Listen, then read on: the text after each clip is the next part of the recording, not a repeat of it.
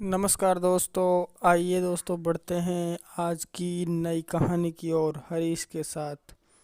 लोगों का मानना है कि भूत प्रेत कुछ नहीं होते, लेकिन यह तो वही स्पष्ट कर सकता है जिसको कभी ऐसे हालातों से गुजरना पड़ा हो जिसमें उसके साथ सब कुछ हो गया हो सिवाय अपने शरीर से जान निकलने के। इसी प्रकार एक महिला ने हमारे साथ इस बात को स्पष्ट करते हुए कि भूत वास्तव में होते हैं, उसने कहा है कि उसने एक हादसे में अपने पति को खोया है। दरअसल ये बातें राजस्थान के अरावली पर्वतमाला के पास एक छोटे से गांव महावीरपुरा के पास बनी एक घाटी की। वह घाटी अरावली पर्वत पर ही बनी है। सड़क पर्वत के ऊपर से गुजरती हुई दो गांवों को जोड़ती हैं। अगर किसी को रिचपुर गांव से महावीरपुरा जाना हो तो उसी घाटी से गुजरना पड़ता है। पहाड़ी इलाके से 3 किलोमीटर चलकर महावीरपुरा जाया जाता था। घाटी के ऊपर वैसे तो डामर का रोड बना हुआ था, लेकिन चढ़ाव बहुत अधिक था।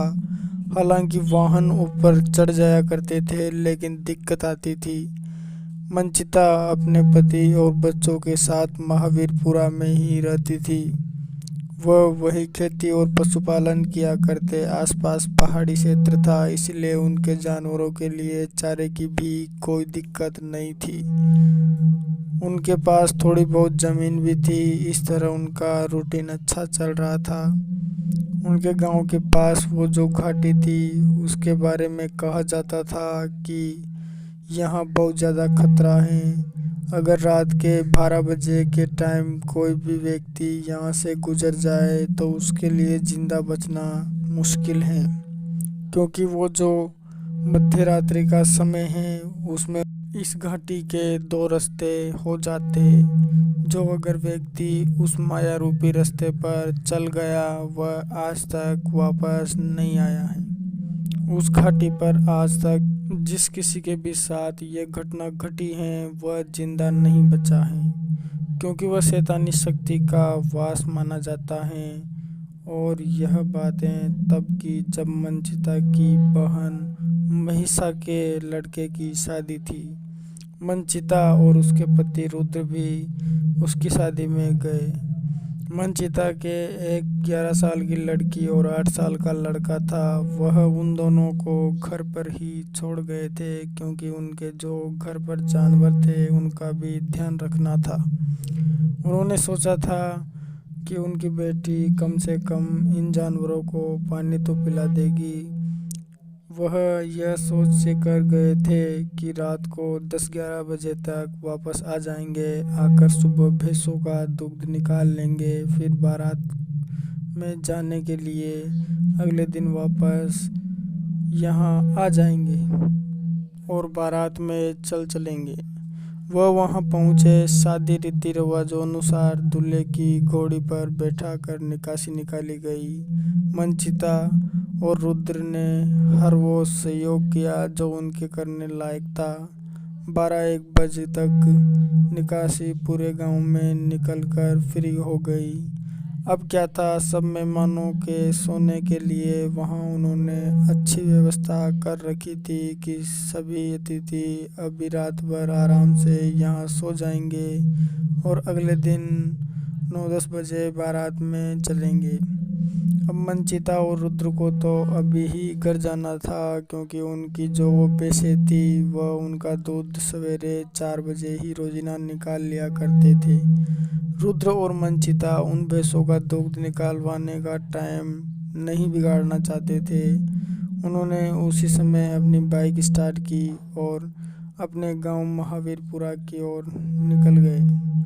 वह शादी वाले घर में किसी को नहीं बता कर आए थे कि हम अपने घर को निकल रहे हैं, क्योंकि उन्हें डर था कि हम घर जाने के लिए उनसे पूछें तो वो मना कर दे और अजीब अजीब बातें करने लगे कि ये रास्ता ठीक नहीं है, अभी टाइम ठीक नहीं है, इन सब ड्रामों में कहीं हम नहीं फंस जाए।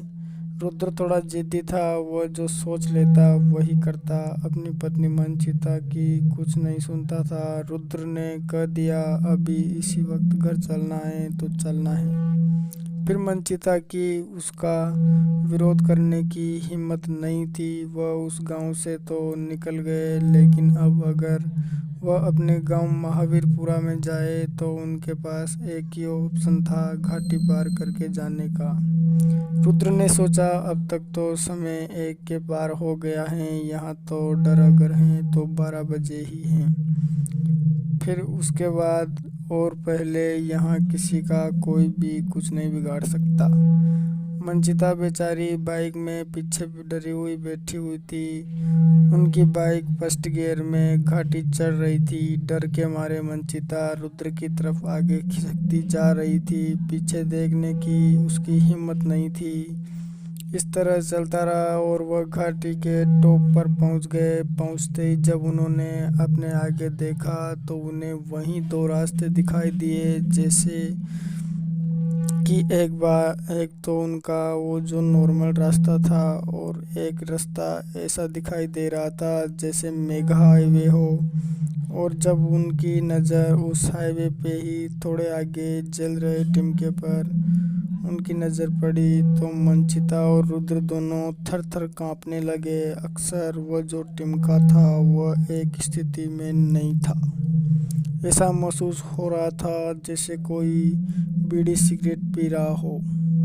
फूंक खींचने पर उस टिमके का थोड़ा ज़्यादा प्रकाश हो रहा था, जिससे उसके सिगरेट पीने वाले व्यक्ति का नाक चलक रहा था। मंचिता और रुद्र का यह घटना को देखकर बोलना बंद हो गया था। वो दोनों कांप रहे थे, लेकिन उन्होंने हिम्मत रखी और बाइक को जल्दी से स्टार्ट करके भागने लगे।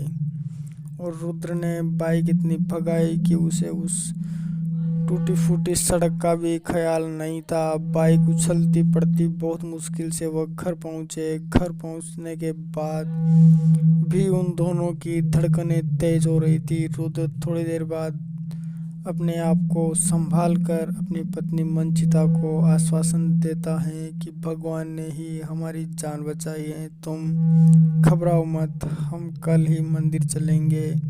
अब समय रात के 2-2:30 बज चुके थे। 1-1.5 घंटे उन्हें डर के कारण नींद नहीं आई। उनके मन में बस वही नज़ारा घूम रहा था, पर वह दोनों उस विषय में एक दूसरे से बात नहीं करना चाहते थे। इस तरह उन्होंने वह 1-2 घंटे तो इधर उधर करवटें बदल कर ही गुजारा। अगले दिन वह उठे, दूध निकाला और जो उनका दैनिक काम था वो किया।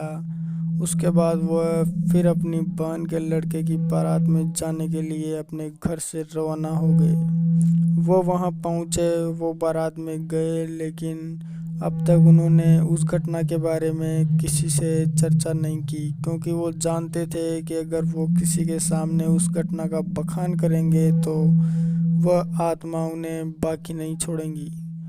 लेकिन होने को तो कुछ और ही मंजूर था। उस दिन के बाद से ही रुद्र के रोज हाथ पैर और पेट दुखना प्रारंभ हो गया और चिकित्सक को दिखाने पर भी उसका शरीर नॉर्मल पाया जाता था। लगातार 15 दिन तक ऐसा चलता रहा और अंत में रुद्र की मौत हो गई। अब बच्ची मंचिता, उसके भी इसी तरह रुद्र के जाने के बाद हाथ पैर और पेट दुखना स्टार्ट हो गया। उसने फिर उनके जो 15 दिन पहले वो घटना घटी थी उसके बारे में सभी गांव वालों को बताया। गांव वाले इस बात को सुनकर भय से कांपने लगे और मंचिता को मशहूर तांत्रिक के पास ले जाया गया और तंत्र विद्याओं द्वारा उन्हें ठीक किया गया। बहुत मुश्किल से मंचिता के वो तांत्रिक प्राण बचा पाया, क्योंकि उसका कहना था कि हो सकता है मैं भी इसके प्राण नहीं बचा पाऊँ। लेकिन आज मंचिता कहती हैं कि मेरे प्राण तो बच गए, लेकिन वो जो हादसा हमारे साथ हुआ था वह कभी मेरे को सपने में भी याद आता है। और